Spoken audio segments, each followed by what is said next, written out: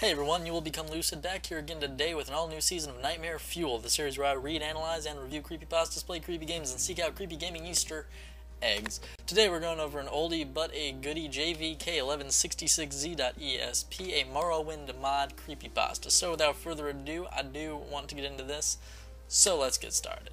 Some people might recall some momentary buzz caused a couple of years ago by a particular odd Morrowind mod. The file name was JVK1166Z.esp. It was never posted on any of the larger Elder Scrolls communities, usually just smaller boards and role-playing groups. I know a few cases, rather than being posted, it was sent via PM or emailed to a chosen few. It was only up for a few days to the best of my knowledge. It caused a buzz because it was a virus, or seemed to be. If you tried to load the game with the mod active, it would hang at the initial load screen for a full hour, then crash back to desktop. If you let it get that far, your install of Morrowind, along with any save files you had, would become completely corrupted. Nobody could figure out what the mod was trying to do since it couldn't be opened in construction set. Eventually, warnings were distributed not to use it if you found it, and things died down. About a year later in a mod board I used to frequent, someone popped up with the mod again. He said he was PM'd by a lurker who deleted his account immediately after sending. He also said that the person advised him to try playing the mod in DOSBox. For some reason it worked. Sort of. The game was a bit laggy, and you couldn't get into options, load game, the console, or really anything else, other than play the game itself. The quick save and quick load buttons worked, but that was it. And the quick save file seemed to just be part of the game file, so you couldn't get at it anymore. Some speculated that the changed game used an older graphics renderer, making DOSBox necessary. But it didn't look any different.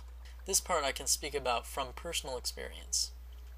When you start the game in JVK, as the board came to call it, once you left the starting bit in the census office and came into the game proper, the first thing you notice is that the Prophecy has been severed box pops up. This is because every single NPC having to do with the main quest is dead. The only exception was Yagrum Bargarn, the last of the Dwemer. The corpses never despawn, so you can go check all of them. In effect, you begin in a world that is doomed to start with. Second thing you notice is that you're losing health. It's only a bit, but it keeps happening a little bit at a time. The longer you stay in one place, the quicker it seems to occur. If you let this health loss kill you, you'll find the cause. A figure we came to call the Assassin, because he seems to wear a retextured version of the Dark Brotherhood armor from Tribunal, even though the expansions don't work in JVK. It's all black, completely untextured, like he's just a hole in space. The way he moves, he gave me quite a start the first time I saw him scuttling around my dead body. He crawls inhumanly, on his hands and feet, his arms and legs splayed out like a spider.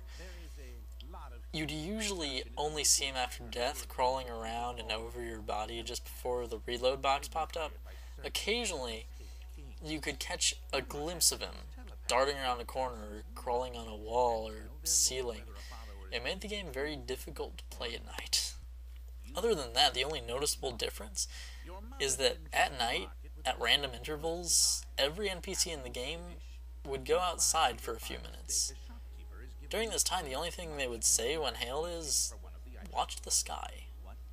Once they return to their normal behavior, they act like normal though. After a while, a player on the board discovered a new NPC named Tieris, a male Dunmer, in the temple at Ghostgate. Two things are notable about this NPC. First is his robe, a unique article of clothing which was lovingly rendered with twinkling stars all across it, looking like a torn-off chunk of the night sky. The second is that all of his dialogue, in addition to showing up in the dialogue box, is voiced. You can skip it if you wish, but it all sounds like it's in the default male Dunmer voice. Some people said that they thought the voice was slightly different, but it was a very, very good imitation. I won't go into details, but the quest line he sends you on has to do with a dungeon referred to simply as the Citadel. Up until this point, the quests were all of a fairly genetic discover the secrets of the ancients bent. The entrance to this dungeon is on a small island far to the west of Morrowind proper. I eventually discovered that if you used a scroll of a carry in flight at the westernmost point of the main landmass and jumped directly west, you'd end up almost exactly at that island. Even though the dungeon is called the Citadel, it goes straight down. It dwarfs any other dungeon, both in size and difficulty. From a natural cave area, you'll proceed down into an ancestral tomb, then a Daedric ruin area, then a Dwemer ruin area. I made it down to the Dwemer ruins before I quit. The creatures here were strong enough that a level 20 character would still have to take care not to die. And since it can't use the console in JVK, level 20 took a while to get to. Since quick save and quick load were your only options, it was all too easy to get yourself into an impossible situation. I did, and I just didn't have the energy to start over. Now what I'm telling you is based on what those few who went further reported. Past the Dwemer ruins, you find yourself in a level like the Dwemer ruins, but darker. Rather than the usual bronze, all the surfaces, including those of the creatures, are black. The sounds of machinery are loud here, and grow louder still randomly. There's also steam or fog everywhere, limiting your vision to about 10 in-game feet or so. If you can make it through all this, you will reach a hall that those who found it called it the portrait room. Like the fire and torches and other effects from early 3D games, this room has picture frames that always face directly at you no matter how you look at them. The images in the frames were always randomly chosen images from your My Pictures folder. On the board, the ones who got there had some fun posting screenshots of the portrait room with various pictures in the frames, usually porn, of course. At the end of the hall was a locked door. After admitting defeat and returning to Tierius, everyone just found him saying "watch the sky" in his gravelly voice. What's more, nobody else in the game would say anything. There was just a completely blank dialogue box with no options at all. They wouldn't even rattle off the usual canned audible greetings. The only exception was at night. Whenever they'd go out for those few minutes, they'd still repeat, "watch the sky." At this point, one of the players, a friend of mine from the board, noticed, and a few of the others who got this far agreed, that the night sky was no longer the usual night sky of Tamriel. It had changed to a depiction of a real night sky, and it moved.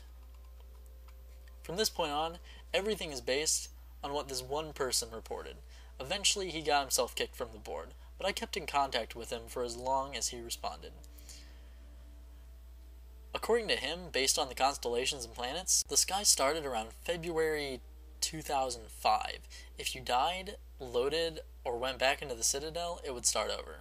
When the usual day sky graphics took over, the movement would be suspended until the stars appeared again. In the space of a single night, everything would move about 2 months worth. Since the timescale of JVK was more or less that of a standard game, that meant that a bit less than an hour was equal to a 24-hour period. He became convinced that the door would open based on some kind of celestial event.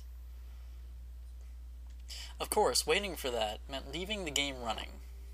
Of course, that meant the game couldn't be left unattended, thanks to our old friend the assassin. My friend decided that he'd hang out for a whole day just to see if anything happened. That would be about a year's worth of movement. Here's the post he made at the end of his experiment. I loaded in Satanine, where it all starts. It wasn't too bad, just had to check in now and then to move around and heal to make sure that I wasn't dying. But check it out. 24 hours exactly in, the assassin learned a new trick. He screams. I was reading, and all of a sudden this crazy loud shriek just makes me crap myself. It's like something out of a horror movie. I looked up and there he is, just crouched down right in front of me. Of course, the second I moved my character, he ran off. When I went back to the portrait room, the door was still locked. Damn it, damn it, damn it. A bit later, he came to the decision that he needed to wait 3 days. 3 years. The PM advising us to try DOSBox showed up in February 2008. Was his reasoning anyway. After the first shriek, the assassin stops hitting you out of nowhere. Now, he'll shriek if you don't move for a few seconds. After that, he hits you. I think whoever made this mod was trying to help. At night, I've got my headphones on, and I was just kind of dozing off when he wakes me up with a shriek. I jiggle my mouse, and I'm good. That post was 2 days in from his laptop. Once it was over, so done. So I wait the 3 days, right? And right after the assassin made me jiggle my mouse, he shrieks again. So I look, and everyone in town is outside. They're all saying, "Watch the sky." I don't see anything, though. But then, the game starts getting dark. Like, really dark. I turn up the brightness all the way on my monitor, and I can still barely see anything. I can see other people in the game, little figures running around in the distance, just running back and forth. If I try to get close, they run off. Now, I was trying to sleep, so the lights are off, and this is kind of creepy. I don't want to get up to turn on my light, because I don't want to miss anything. But nothing happens. Eventually, I go back to the Citadel. It's still dark. I gotta swim. The whole time, I can see these little guys running around all around me. Just barely there. I make it to the Citadel, and it's normal light inside, and I get worried. Sure enough, the portrait door still closed. I go outside, and it's all starting over. So that's it. I'm going to bed, and I'm done. The end. After that, 2 things happened. First, another of the people who got to the portrait room claimed the assassin was showing up in his regular Morrowind game. Quick explanation: if you reinstalled Morrowind to a different folder, you could have a normal Morrowind installed along with JVK. He himself chalked it up to an overactive imagination at first, but he reported a couple of really big scares with the black figure crawling right at him, or seeing it waiting for him just around a corner before scuttling off. Another of those who reached the portrait room started a regular Morrowind game, but never saw him for sure. It was just a couple of maybes late at night and always at a distance.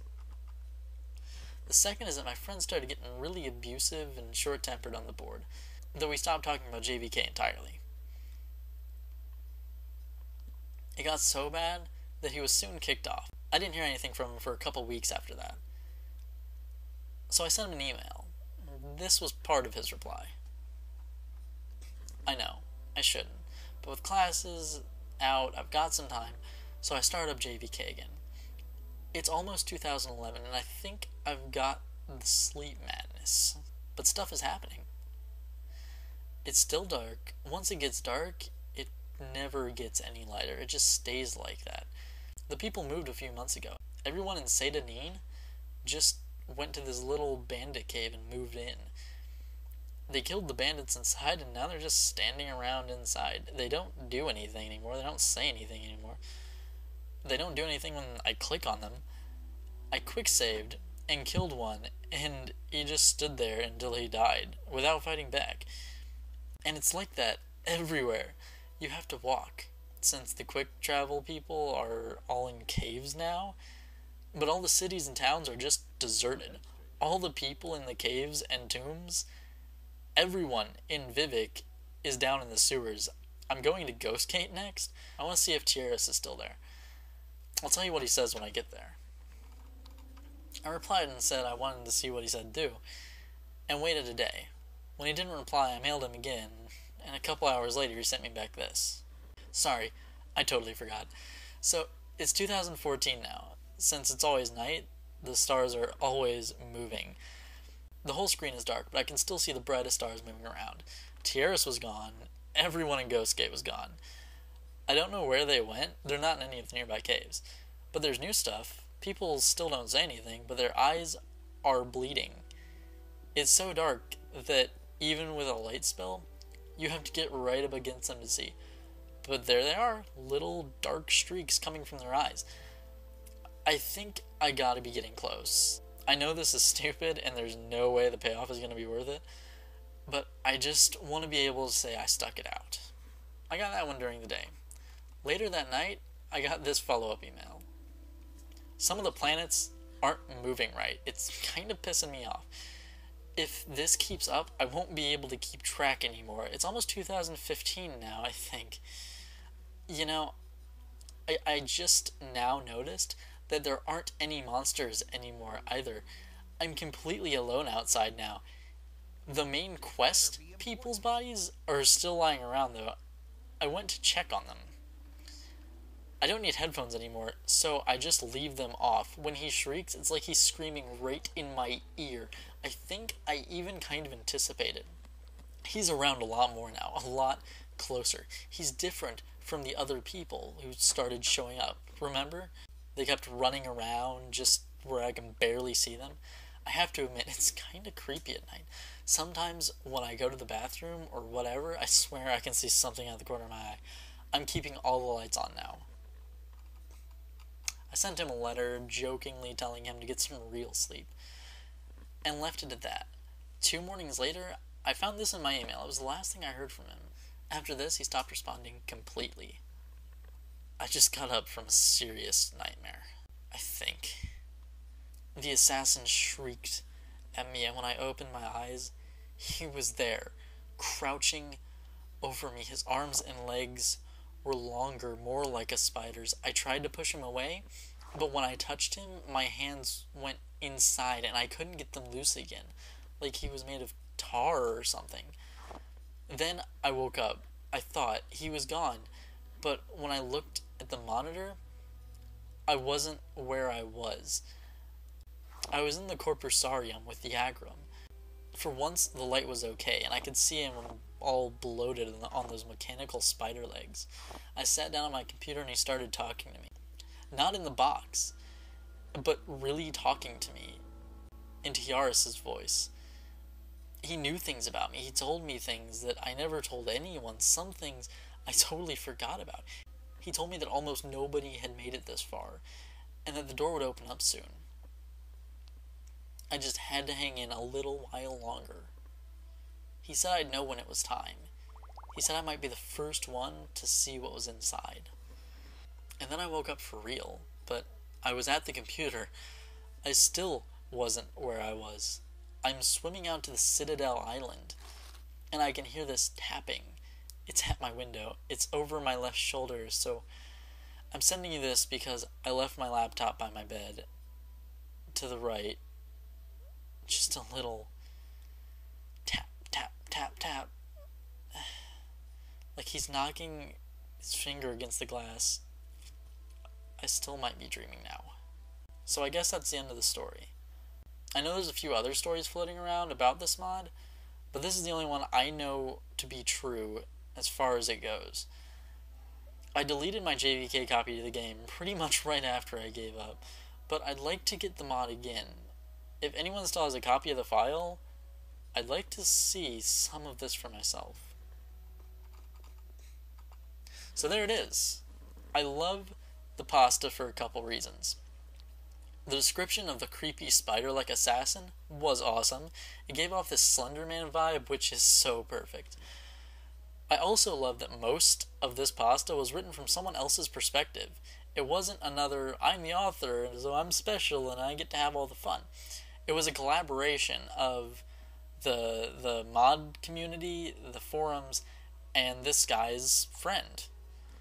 The plot pulls you along and really makes you want to know more. It makes you want to finish the story, but you never really do. Those kind of open-ended stories really add to the creepy factor of a pasta. So ultimately, is it real?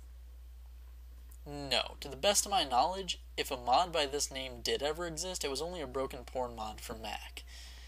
There are a few people attempting to recreate the mod right now, and I personally can't wait to see how it turns out and what is in the Citadel. I can't wait to see what OP weapon or spell you can find inside this hellish nightmare of a mod. Well, that's what I've got for you guys today. Be sure to comment, like, and subscribe. Check out my channel for more gaming videos, and check out my other channel, LDTV, for lucid dreaming tips, tricks, and tutorials. As always, thanks for watching, keep gaming, and stay lucid.